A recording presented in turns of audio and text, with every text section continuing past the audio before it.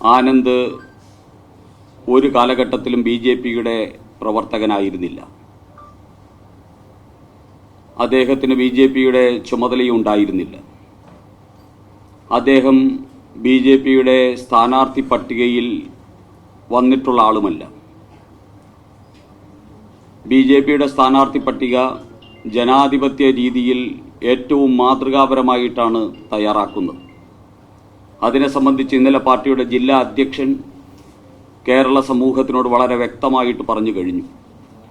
ഞങ്ങൾ താഴെ തലത്തിൽ, വാർഡ് തലത്തിൽ ഞങ്ങളുടെ പ്രവർത്തകർ ഒരുമിച്ചിരുന്ന് തയ്യാറാക്കുന്ന ലിസ്റ്റാണ് മണ്ഡലം തലത്തിലുള്ള സ്ക്രൂട്ടിനിക്ക് ശേഷം, ജില്ലാതലത്തിലുള്ള വിലയിരുത്തലിന് ശേഷം സംസ്ഥാന അധ്യക്ഷന്റെ അനുവാദത്തോടു കൂടി പ്രഖ്യാപിക്കുന്നത്. ഇത്രയും ജനാധിപത്യപരമായിട്ടുള്ള ഒരു പ്രക്രിയ ബി.ജെ.പിയിൽ അല്ലാതെ മറ്റൊരു രാഷ്ട്രീയ പാർട്ടിയിലും നടക്കുന്നില്ല എന്ന് ബി.ജെ.പിക്ക് അഭിമാനത്തോട് പറയാൻ സാധിക്കും. അത്തരത്തിലുള്ള ഒരു പ്രക്രിയയിലും ആ യുവാവിൻ്റെ പേര് വന്നിട്ടില്ല. അങ്ങനെ വരാനുള്ള ഒരു സാഹചര്യവും അദ്ദേഹം ബി.ജെ.പി പ്രവർത്തകനെന്ന നിലയിലോ നേതാവെന്ന നിലയിലോ അദ്ദേഹത്തിൻ്റെ പേര് വരാവുന്ന ഒരു സാഹചര്യവും നിലവിലുണ്ടായിരുന്നില്ല.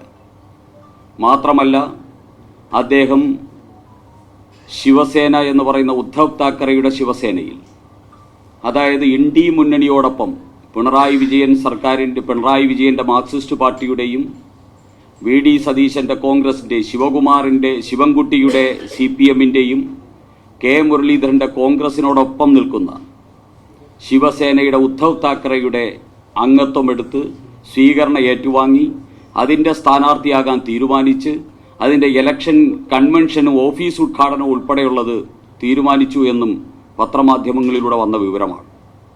അപ്പോൾ അതുകൊണ്ട് ഒരു യുവാവ് ആത്മഹത്യ ചെയ്ത ആ ദാരുണമാർന്ന അവസ്ഥയെ ബി.ജെ.പിക്കെതിരായിട്ടുള്ള കുപ്രചരണങ്ങളാക്കാനും ആരോപണങ്ങൾ ഉന്നയിക്കാനും ബി.ജെ.പിക്കെതിരെ അധിക്ഷേപം ചൊരിയാനുമുള്ള വേദിയാക്കി ബഹുമാന്യരായിട്ടുള്ള മാധ്യമപ്രവർത്തകരും അതോടൊപ്പം തന്നെ ഉത്തരവാദിത്വപ്പെട്ട രാഷ്ട്രീയ പ്രവർത്തകരും മാറ്റരുതേ എന്ന് അഭ്യർത്ഥിക്കുകയാണ്. ബി.ജെ.പി കേവലമായിട്ടുള്ള രാഷ്ട്രീയവും ഇത്തരത്തിലുള്ള വിവാദങ്ങളുമല്ല തിരുവനന്തപുരത്തും കേരളത്തിലും പറയുന്നത്. ബി.ജെ.പി പറയുന്നത് വികസിത അനന്തപുരിയെക്കുറിച്ചാണ്, വികസിത കേരളത്തെക്കുറിച്ചാണ്. അങ്ങനെ ബി.ജെ.പി വികസിത അനന്തപുരിയെക്കുറിച്ച് പറയുമ്പോൾ, വികസിത തൃശ്ശൂരിനെക്കുറിച്ച് പറയുമ്പോൾ, വികസിത കേരളത്തിനെക്കുറിച്ച് പറയുമ്പോൾ, കഴിഞ്ഞ 70 വർഷക്കാലമായിട്ട് ഇടതുപക്ഷത്തിൻ്റെയും വലതുപക്ഷത്തിൻ്റെയും പിടിപ്പുകേടിൻ്റെ ഫലമായിട്ട് ദുരന്തമനുഭവിക്കുന്ന കേരളത്തിലെ മുഴുവൻ ജനതയും ശ്രീ രാജീവ് ചന്ദ്രശേഖർ പറയുന്ന വികസിത കേരളത്തിനോടൊപ്പം ജാതിക്കും മതത്തിനും രാഷ്ട്രീയത്തിനു പോലും അതീതമായി വന്നുകൊണ്ടിരിക്കുന്ന സാഹചര്യമാണ്. ഈ സാഹചര്യം ഇവിടുത്തെ കമ്മ്യൂണിസ്റ്റുകാർക്കും കോൺഗ്രസുകാർക്കും ദഹിക്കുന്നില്ല. ഞങ്ങളുടെ സ്ഥാനാർത്ഥി പട്ടിക, ഒന്നാം ഘട്ട സ്ഥാനാർത്ഥി പട്ടിക തിരുവനന്തപുരത്ത് പ്രഖ്യാപിക്കപ്പെട്ടതോടുകൂടി തന്നെ ബി.ജെ.പിക്ക് തിരുവനന്തപുരത്ത് മേൽക്കൈ ലഭിച്ചു.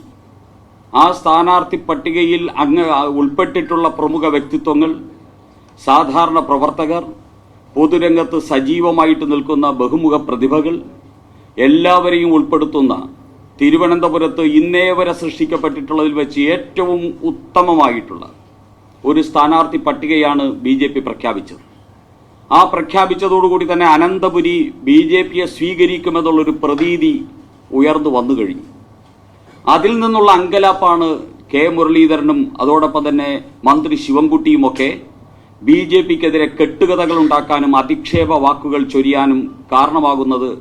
അതിൽ നിന്നുള്ള വിഭ്രാന്തിയാണ് എന്ന് പറയാൻ ബി.ജെ.പി ആഗ്രഹിക്കുകയാണ്.